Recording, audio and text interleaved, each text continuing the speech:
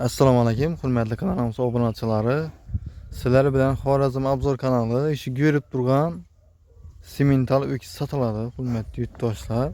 Bir nerede desangizlar, Xorazm viloyati Hazaras tumani. Hazarasda bu Agabek to'yxonasining yanında. Ishi görüp turgan öküzlar satıladi, uyda bakılıp turgan yana.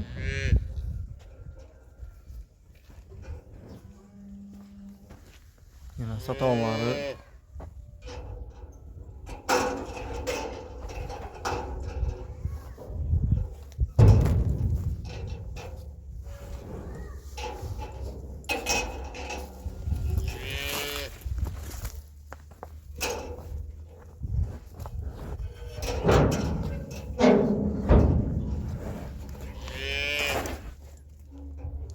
Katta öküz bu. Telefondaki çırak olup görünüşü mümkün. Katta öküz ekan bu. Ya.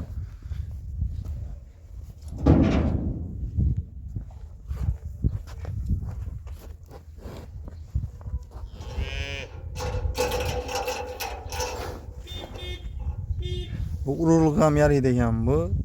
Mola yeremen deb so'rabilidilar. Mola yerdan bo'ladi ekan bu. Mola yermekan, ponni bökçi ekan bu. Mana. Simentalning zo'r yana, чистый.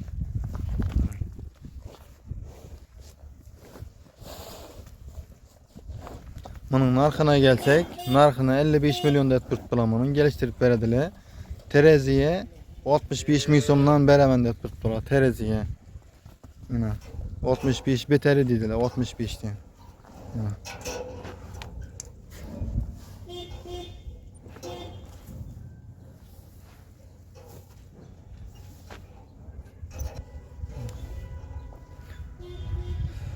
Bo'lmasa video syomkamiz yakunlaymiz. Sog' bo'ling, omon bo'ling. Telefon nomerlarini qo'yib o'tamiz mana.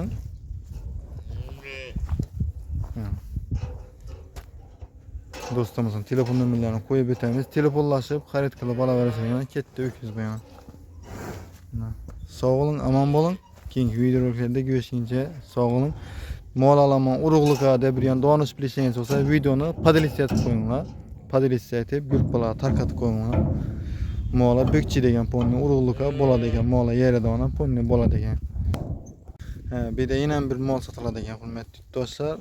Unojin birinchi doğuşu simentala gibrid ekan mana. Birinchi doğuşu.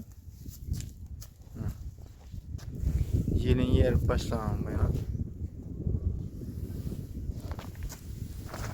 Kelek yana. Uzağa hep teye doğad deb turibdilar mana yana. Yelin yer başlagan. Keleki. İki mal satılады. Bir öküz, bir unacın oyna. Aytib o'tganlarimizdan shoxsiz, to'qal.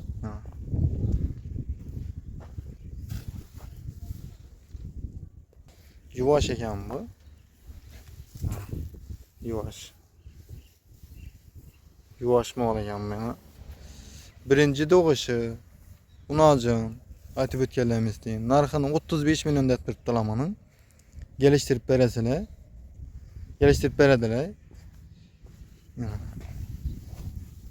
35 milyon aytılib turibdi. Birinchi doğuşu uzoq hep teya doğadi ekan.